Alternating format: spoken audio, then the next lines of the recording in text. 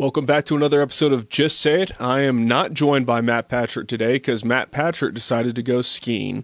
So it's just going to be me here on this episode, but I'm happy to be here and glad to talk about a topic which I think will be of interest to many Christians, especially at our church, but also anyone who's listening. It's the topic of church membership. We're going to get into why it's so controversial and the way it's been practiced throughout church history, why we practice it, and the things we've done at the well. Before we do that and we get into the content of today's episode, I wanted to remind you of a couple things we have coming up. First, if you're a guy at our church, we'd love for you to join us at Burn the Ships. You really need to be there. It's going to be a great time. August 1st and 2nd, we're going to have Michael Clary, Michael Foster, Doug Ponder, Matt, and I will also be speaking. We're having, I think his name is Robert Jordan Kirk, Robert Kirk Jordan. I can't remember his name right now, but he's awesome. You should go look him up on Spotify. He's a musician from Texas. He sings hymns, some of which you'll be familiar with, and other originals, and he'll be coming up to join us. Anyways, you need to go get your tickets. Get the early bird ticket while you can. I don't know when this episode is going to come out, so I don't know if it's still available, but there are group discounts, and so we'd love for a lot of guys to come. We're anticipating packing this out, so you're going to need to get your ticket soon. Also coming up, if you're a member of the Well Church, or you're a tender, or you're just in the area, we have Easter coming up on April 20th. We're going to have services at 9 and 11 a.m. This is a great opportunity to invite coworkers, neighbors, family, friends, to join us to celebrate the resurrection of the Son of God, Jesus Christ. And so of all the kind of Sundays of the year, this is one of the prime opportunities. If you're looking for an evangelistic opportunity to share the gospel with someone else, this would be a great thing to invite them to. So please mark it down on your calendar, prepare to think ahead and invite friends to that. We'll be having a Good Friday service that Friday night, an Easter egg hunt on Saturday, and then Easter Sunday that morning. All right, with that kind of out of the way, like I said, we're going to talk about church membership this morning. This has been one of the most controversial things that has come up in my tenure as a pastor at the Well Church. Early on at the Well, we had church membership. We established it pretty early on. We modeled our pattern, and I'll kind of get into some of the changes we've made off of a lot of other churches that we were friends with in terms of how we do church membership, having a process for it, having a membership covenant. We'll get into all that. But right off the top, I wanted to discuss why it's so controversial. The belief that we hold as a church and that many other churches hold, this is not just us, this is the majority of churches, is that belonging to a local church in the form of membership or partnership, whatever word you want to call it, is extremely important. In fact, we would go so far as to say that your membership with a local body, your connection to a local church, your submission to a local church body is fundamental to the Christian faith. The reason this irks some people, and I've had people yell at me about this. I've had people, summon me to a coffee meeting where they scold me for my emphasis on this, is because it butts up right against one of the biggest issues of our day, which is what I typically call free-range Christianity, where you can just kind of listen to your favorite celebrity, podcaster, preacher in your car. You can listen to your favorite worship music that gives you the feels, and you can go off into the mountains by yourself, and that is sufficient for the Christian life. And that is not something that the church has historically believed, that Christians have believed, that the Bible promotes. And so that idea of kind of this libertine Christianity where you can belong to Christ without belonging to his body is very popular today. It's very, very widely celebrated, and yet it's very uncommon when you look at the scope of church history and you look at the biblical narrative. Now, of course, in the Bible, we don't see we see words like members used in Corinthians and other places. We see belonging to a local body is important. Of course, we're not going to find a text that says this is how you do church membership, but we do see church discipline. We see all these kind of things. Really, what it gets down to is issues of ecclesiology. That's the study of the church. So what is a church? And if there is no membership or belonging, if the church is just a loose coalition of Christians, there is no church. It's more thought of as the kingdom. Of course, we could distinguish. We could go into the church invisible, the church visible. The church invisible is the church that God sees, the Christians that are truly regenerate and saved throughout all time. And the church visible are those saints who gather, those Christians who gather on a Sunday and any Lord's Day worship, who belong to a local body. So there's a distinguishing there. There's also the church universal and the church local. So there are many, many churches all around the world. There are many, many Christians all around the world, and yet each one of those Christians should belong to a local fellowship of believers where they can practice loving one another. That's fundamental to our faith, that we obey Christ in that way. And so some theologians like John Piper and others have said you can't belong to the body of Christ if you don't belong to a body of Christ. And of course that really ruffles some feathers. And it's something we butt up against in Boulder County particularly because many Christians who move here, either they're jaded on Christianity, they grew up fundamentalist, they are very suspicious of church leadership, they're very libertarian in their political leanings, so they have a high distrust of institution anything, whether it's religious or political or anything like that. There's a very entrepreneurial spirit in our town as well, and so people are very individualistic. And I think in order for us to really be formed into Christ, some of that individualism needs to be challenged in a biblical way. We are, of course, individuals, each one of us, but we cannot give ourselves over to the spirit of our age and this kind of individualism as we see it. And I think this is a huge opportunity to reach people and to love people well, to encourage them to belong, and to love one another in a local body. So kind of wanted to walk through a bit of how different denominations, how different people have conceived of church membership throughout time. I think I've highlighted why it's controversial already. I'm sure you can think of other examples, but belonging to a local church is really fundamental, and this has been understood throughout time. So, in the Reformation, this was a big deal. They were trying to figure out how to conceive of church membership apart from the Catholic Church. So in the Catholic Church, there were certain ways you would belong to a local body. Not only was the religious landscape being challenged, but even up into the Industrial Revolution and kind of modernism, the mobility that we have today, all of that makes it a very interesting topic to discuss because there's many threads to pull there with the existence of the church prior to the Industrial Revolution. Many people were just localized in terms of where they lived. They kind of grew up in the same town with the same family. They knew each other. They went to the same church. You go to the church your parents raised you in, and so you were part of either the local Presbyterian, Methodist, Baptist, Catholic, whatever it was, church, and you were born into that, whether you were baptized into it in Paedo-Baptist traditions, or you were just born into it and raised in it, taken to church every Sunday in Credo-Baptist traditions. And so in the time of the Reformation, the big question was, does your affiliation nationally and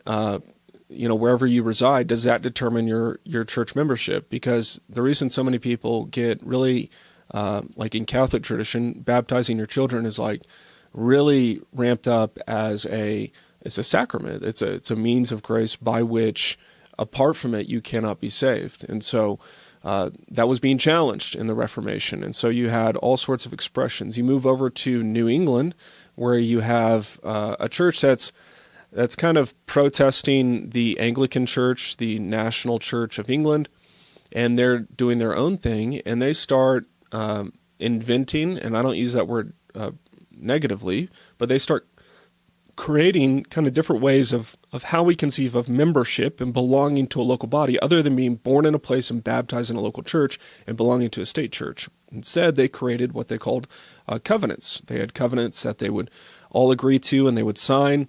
These membership covenants have historical precedent. These were local bodies of believers that would all say, this is what we stand for, these are the beliefs we hold, and these are the practices we're going to hold each other to. Now, each one of those should be grounded in Scripture. We shouldn't be creating new practices just arbitrarily, but there is freedom to say, hey, for our local congregation, this is how we're going to practice our faith, and this is what we're agreeing to. And so this was an issue that's gone on throughout the Reformation up until today. And in the 20th century, we saw really, I think what happened was revivalism, particularly with Charles Finney and other religious movements in the 19th century.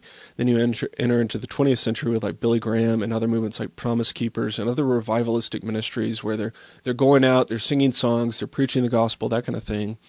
They're really big emphasis was on saving souls and not so much on belonging to a local body. So evangelism kind of became what the church was about. What Christianity was all about was getting people saved. And that's good. That instinct is not necessarily wrong. But what it did is put a really heavy emphasis on kind of decentralized ministry, parachurch ministries, and de-emphasized belonging to a local body. And so what happened, particularly in like Baptist traditions and a lot of Baptist churches like I grew up in, membership was something that you could join a church very easily. It was, you walk down an aisle, you sign a card, hey, I'm a member here, and then you're a member. And we could criticize that. I think it's legitimate to criticize that, but that's kind of how it was done, and how it is still done in many churches. And in many evangelical churches, not just Baptist, but in many evangelical churches, membership or partnership is downplayed, so it's not really emphasized, it's not talked about. And you can create all sorts of words besides membership if you think that sounds too much like Sam's Club or a golf course or something like that. But that's just generally what Christians and churches have referred to it as. And so what you'll typically find is people will say, oh, I'm a member at that church, or I belong to this church, but there's been no vetting. The pastors may not even know the congregation because it's a larger church.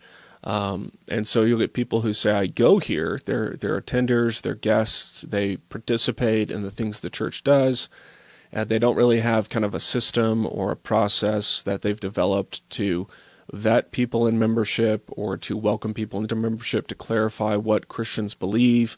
It's just kind of like, if you attend a church, you're a member at one. Now, why do I think this is a problem? I think it's fair to say it's a problem. Well, it creates a lot of Christians who are unclear on what their church believes. They're unclear on what they believe as Christians. They're not really discipled.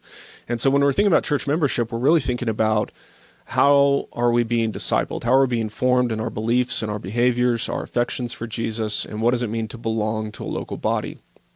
One of the challenges is, with the Reformation, one of the marks that they debated a lot was church discipline. Church discipline is a mark of a local church. This includes excommunication. It includes other means to discipline the body. We always say that church discipline should be regular, in the sense that we should be discipling one another.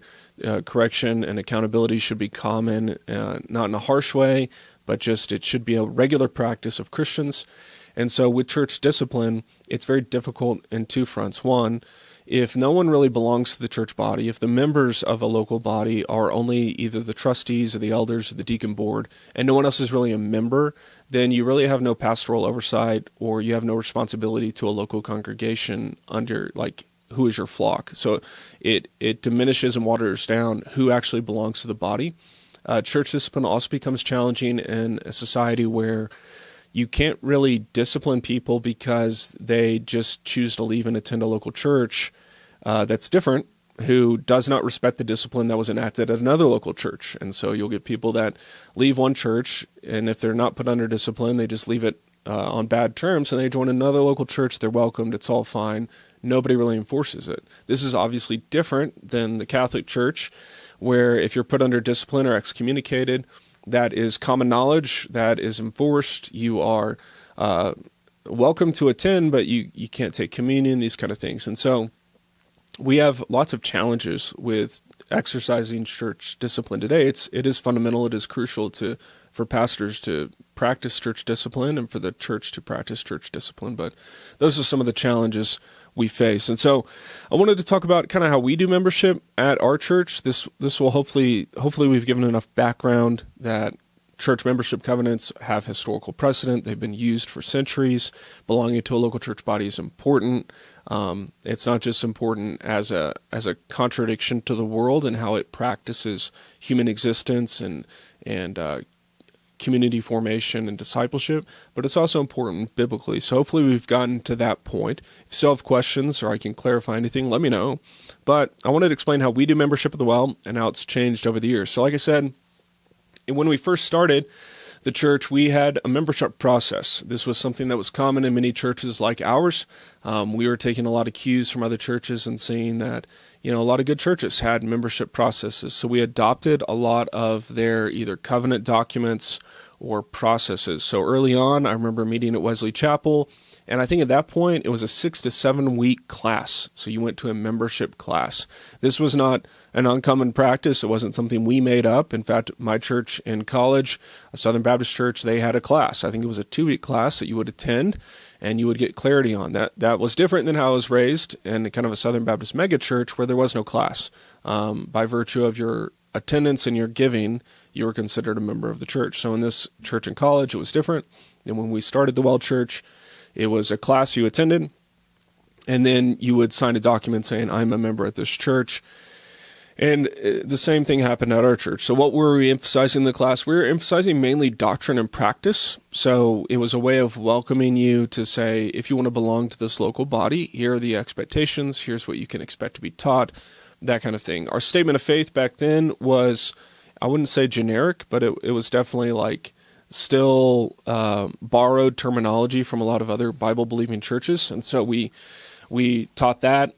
We taught different emphases. So like at the beginning of our church plan, we were very heavy in emphasizing kind of missional lifestyle. And so the expectations were not just that you would agree with the core doctrines and the statement of faith, and you would submit to it and not be divisive to it, but also in the practices of the local church. So what does a local church member typically do? Not just at the Well, but many Bible-believing churches, they typically give financially. They're typically involved in that kind of financial stewardship at their local church. They commit to that. They commit to serve sometimes. So you'll get kind of in membership documents that you're committed to serve either X amount of weeks or in a particular ministry or something like that. You could get, you're committed to belonging to a specific ministry in terms of a small group, a life group, whatever you want to call it, a DNA group. I've heard all sorts of names for these kind of things. And for us at the time, it was missional communities. So when you became a member at the Well back then, it was very much an emphasis on you attend church, you give, you serve, and you belong to a local community group, or what we called missional communities. And then those missional communities had other groups that were segmented groups in them called dig groups, which we still have today. And so what we discovered early on was this was a pretty high standard for people to belong to our church. I think we knew that, but we didn't really know some of the challenges that might come from that. So some of the challenges that come when you have those high standards of membership are that people who work either different hours of the week or have jobs like they're a pilot or a flight attendant or anything like that, it becomes almost prohibitive for them to be involved or a member of a local body and receive care. Like one of the blessings of being a member of a local church body is that those local pastors are going to take a specific interest in your spiritual well-being. They're going to be willing to visit you at the hospital, whether for good, you had a baby, they want to come pray for you and bless you, or you get sick or you have an accident or something like that and they need to come visit you there. They'll come visit your home. They'll check in on you via text. If you weren't at church, they want to make sure you're okay. That's one of the benefits of church membership is that you have said, I want to be cared for spiritually and nourished by this local church body. So the pastors will take a keen interest rather than like a guest or a tender where it's like, we don't know if you're just like visiting us for the weekend. We have many visitors here every week at the Well Church who are visiting from out of town because Boulder is kind of a hot economic zone for many different industries. And so you'll get people visiting our church, which is wonderful, but we don't treat them the same way as we treat church members. And so back then what we discovered is that a lot of those approaches to the membership covenant, having those expectations in there, were pretty heavy for people to bear. And we eventually in 2019 decided, hey, that is really unnecessary. Like when we look at the Bible, we don't see as clearly. We see that you should belong to a local body. We see Paul writing letters to local bodies of believers, but we don't see like you have to be part of a small group, or you have to serve in a ministry area, or you have to do these things. Now, the church has the freedom, the local elders and pastors have the authority and the freedom to create standards. It's not wrong to create standards. It's not necessarily extra biblical law. They're just saying, hey, as a church community, we have committed to doing these things together, and we believe these things are good things to do as Christians. So that's all fair. We just thought it was a bit heavy to expect so much of people. We didn't ever want to plant a church where Christians' lives are really sucked up 6 days a week, 7 days a week by church activities. Unless they choose to do that, you're welcome to participate in every activity we do, but we didn't want that to be the expectation for everybody. And so in 2019, we always had what we called the covenant membership class. We changed it to essentials class so that it was just kind of an introductory class to what we believe and what we practice at our church. We offer this a few times a year. I have the booklet here, and it's about 60 pages. A lot of that is notes. A lot of that is articles. And what we changed it to is we incorporated our statement of faith into the membership process. Before, it was like teaching through doctrinal stuff. We wanted to get out in front of people, and we always have, that a couple of our distinguishing marks as a church is that we are Reformed in our soteriology, so we believe in the doctrines of grace. We're Calvinistic, if you've heard that word, and we've historically called ourselves complementarian, which means that at our church you can expect the pastors to be males, qualified males. And so those were always two topics in our essentials class that also provided controversy. So not only did you have church membership itself was controversial, but then around these parts, if you say that pastors should be qualified males only, not women, that also gets some people upset, which is quite unfortunate for them. But that's what we've taught. And so we've always taught that, but in the new edition in 2019, we emphasize more of our statement of faith. Hey, this is what we believe. We brought in a couple seminary professors to evaluate our statement of faith, to look at it and make sure it accorded with different creeds and confessions throughout church history. We didn't want to be creating new doctrines or anything like that. And so we had a new statement of faith. We put in the membership process called Essentials Class. Anyone could come to that. You didn't have to become a church member if you came to that, but it's just a way to get to know us better and what we believe. So that was the first week. We simplified it to 2 weeks really early on. This was before 2019 because we realized 6 weeks was just unnecessary and very prohibitive for many people to know what we believe and what we practice. The second week was how we actually do life together as a church. And so that's kind of modified a bit over the years, but we've always emphasized kind of 3 buckets of stewardship or thinking about how you are involved in a local church: time, talent, and treasure. We think all Christians have this ability to think in those buckets, to think about how they can participate in a local church body in all 3 ways. It doesn't matter how much of those things you may have, you should be stewarding them to God's glory. And so in the class, we talk about those 3 things. We talk about the different ministries we offer. We talk about how we do eldership and membership and all that kind of stuff. And then we don't cover it in the class, but we have a membership covenant in the back of the book. And we have a lot of content, about 5 to 10 pages of content of like, why is a church covenant necessary? What does this mean for me? How do I get out of this if I move? All this kind of stuff, which is all fair to ask. Like a funny anecdote, typically when you leave a local Baptist church and you want to join a different one somewhere else, you get a letter of transfer of membership, something like that, issued by your former church to your new church. I don't think it's as common. That's especially not common in non-denominational world, but in Baptist world, it's very common. I'm not sure about Presbyterian. I would assume it's similar. But when I was trying to do this for our church members, I rarely requested a letter of transfer. We had some people that had never been part of a local church, and so there was no need for a letter of transfer.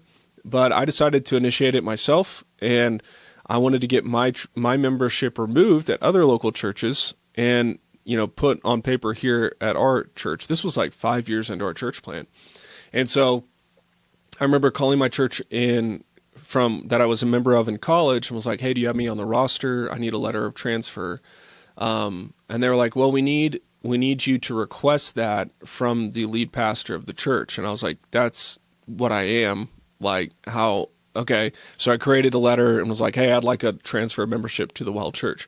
And so they issued that. Then I called another church I was a member of growing up, and they still had me as like a member in absentia, like a member who was still counted as a member, but wasn't living locally.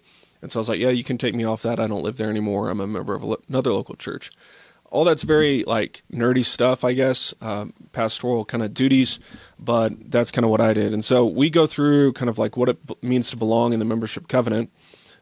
We go through what you're committing to. One of the biggest questions that comes up in membership kind of the covenant and the process is like, okay, but I don't understand everything you believe, and I don't even know if I like agree with the 5 points of Calvinism. Do I have to agree with the 5 points of Calvinism to become a member? And we say no.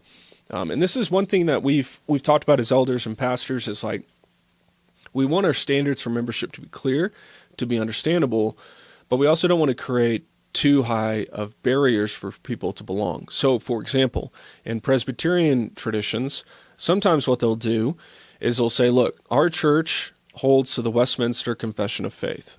We subscribe to it. By that we mean you can expect the teaching from the pulpit and the elders, whether the teaching or ministering elders, to teach in accordance with the Westminster standards unless we have said we don't subscribe to this particular sentence or this word, and they've articulated that.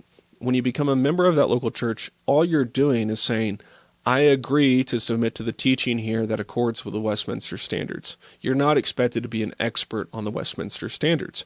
So for our church, we've decided to keep our statement of faith, one document, and we've adopted the 1689 London Baptist Confession of Faith.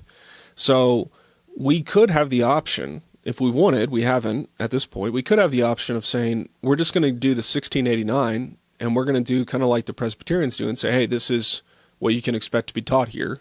Don't be divisive to it. You can ask all the questions you want, but we expect you to be, in accordance with these beliefs. And if you have questions, please ask.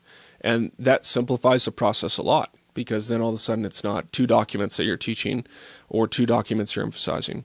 The way we describe it at the Well is when you become a member of our church, you are agreeing with the statement of faith that we have. So we have a statement of faith. It's on our website. You can go find it. It's also in this booklet that we cover in the class. And you're agreeing not to be divisive to its teaching. The 1689 is like supplemental material that that the elders have subscribed to. We offer a Sunday school currently where you can come learn about the 1689. We have free copies. You can read it. But we're not expecting you to sign off on the 1689 as a church member. As far as our statement of faith, if there's something in there you have, severe disagreements with, then it's probably not good that you become a church member. If you, disagree with core tenets of Christianity, you shouldn't become a church member. And so we go through all that. And then in the membership covenant, that's how we articulate it. We say, do you agree with, to not be divisive to the teaching of the Well Church's statement of faith, that you're going to submit to the authority of Scripture as the final arbiter on all issues, that you're going to submit to the elders and other appointed leaders, all this kind of stuff. And we lay out kind of the expectations. And then we also go through the obligations of the eldership to the body. And so we go through that in the statement of faith. We list out specific things that we think are important to highlight. General things like walking in holiness, regular financial giving, all of these kind of things we can talk about in the class or in the conversation. I guess one thing I should mention is that this typically isn't covered in the class. This is covered in the pastoral interview. So much like the Baptist church I grew up in, you still are required to meet with a pastor or an elder of the church so that we can hear your testimony and so that we can go through this covenant. So you're going to the 2-week class, and then you're going to meet with a pastor. If you want to become a member, you don't have to do that. And they're going through the covenant with you. And so some of the things, like there's a clause in here that says, if you're a church member, if you're a member of the Well Church, you agree to practice complete chastity before marriage and complete fidelity in heterosexual marriage by abstaining from practices such as cohabitation, pornography, and fornication. I will refrain from illegal drug use, drunkenness, and other sinful behavior as the Bible, my pastors, and my conscience dictate. So we list those things in here because these are issues that we think are pertinent to our local population. We have to define what marriage is for people so that they understand that if they become a member here, that's what they're agreeing to, that what the Bible teaches about marriage, they agree with that. And so all this is in the membership covenant. And then at the end of it, if you want to become a member, you don't have to. We would encourage all Christians to become a member of this church or any local church. You sign a kind of commitment. Now, the question comes up often in ministry is like, how do I know when it's time to leave a local congregation? Well, we think that's a pretty rare instance. And by rare, I mean like it shouldn't be as common as it typically is. So like if you move to another state, you should find a local body to belong to there. We're not going to be able to provide care for you in the same way that a local church there could. So you should transfer your membership to that. If for some reason we start teaching in contradiction to our statement of faith, which would be very odd behavior on our part, but it could happen, then you should reach out to us and ask us questions. You should email the elders and ask for clarification. And if we continue to teach, like, let's say we're teaching heresy and you've confronted us about it and we're just saying, yeah, we're going to continue to do that, then you are now you have the obligation to opt out of the membership covenant. This is not a contract. It is like, and it's not the same as marriage, even though being part of a local church and being part of Christ's body is alluded to as marriage in Ephesians. This is not as binding as that. So those are really the two reasons once you join a local church. Why do we emphasize it this way? It's because we want people who are going to be here long term and not just going to leave because, well, I liked the way we did music 2 years ago and the music is a little different now. Or I liked this sermon series back then. I really don't like this sermon series now. Or I liked how we did this ministry. I liked how we used to do missional communities. We don't do missional communities anymore. Therefore, I'm not a member here anymore. And so that's the kind of thing we're trying to resist. It's kind of that consumeristic mindset when you belong to a local body. We're trying to emphasize kind of a family component dynamic where you're committed to a local body for a long time. You're invested there relationally. You're committed there. And all these should be good topics of conversation with the elders and pastors. If you have questions or concerns about ministry, that's literally what we're here for, among many other things. But we would love to talk about those things. So those are some of the ways we've kind of changed over the years. We offer Essentials class. That's the name of the class, 2 or 3 times a year. You can check our church calendar, boulderwell.org. Go to the church calendar. You can see when the next Essentials class is coming up. We do offer the opportunity for you to become a member outside of that. So if for some reason you can't attend the classes or you can only make one, just reach out. We would love to talk with you about church membership. Like I said, we think it's really important. We think it's a fundamental kind of like practice of the church, or it should be. We know that many churches don't do this in our area. We don't fault them for that. We've just chosen that we're going to do it. And we know that historically churches have done this throughout the ages. So it's not as controversial as it should be. Unfortunately, it is for some people, but you should belong to a local church. And if you want to belong to a local church here, our church, the Well Church, you can go to Essentials class, 2-week class, meet with a pastor, share your testimony, and then we'll just ask you to sign a document, and you'll be then entered into a process where you're receiving care from the elders. They're reaching out to you, making sure they're praying for you, staying up to date with your family, all that kind of stuff. If you're just an attender or a guest of the Well Church, we're so glad that you attend and you're a guest here. We're going to treat you as such. We're going to love you. It's just going to be a different emphasis on who we're shepherding. When the Bible says that we should shepherd the flock of God that is among you, we view the flock of God that's among you primarily as the local membership of the body. And so they're going to receive specific prayer and elder meetings. We meet once a month, and so we're going to care for them that way.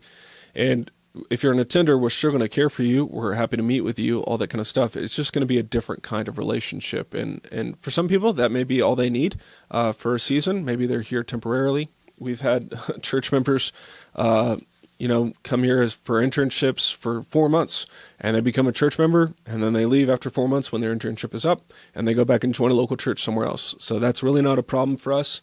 Obviously, we put a high emphasis on this, but we don't want it to scare anybody off. We just wanted to be clear on this stuff. So I think this was a helpful episode, or hopefully you did too, because it addresses common questions we get as pastors, common concerns people have or clarifications they need with membership process, and it provides some historical perspective. If you're a church member of the Well, then it provides you a bit more confidence in saying, hey, like my local church is just doing what many other churches do all around the world, and how they articulate, how they have a membership covenant, and how they work together to love one another and obey Jesus in all they do. So hopefully this episode was helpful for you. Don't forget, Burn the Ships is coming up. Sign up. Easter's coming up. Invite family and friends, neighbors, coworkers to join us for Easter, April 20th, 9 and 11 a.m.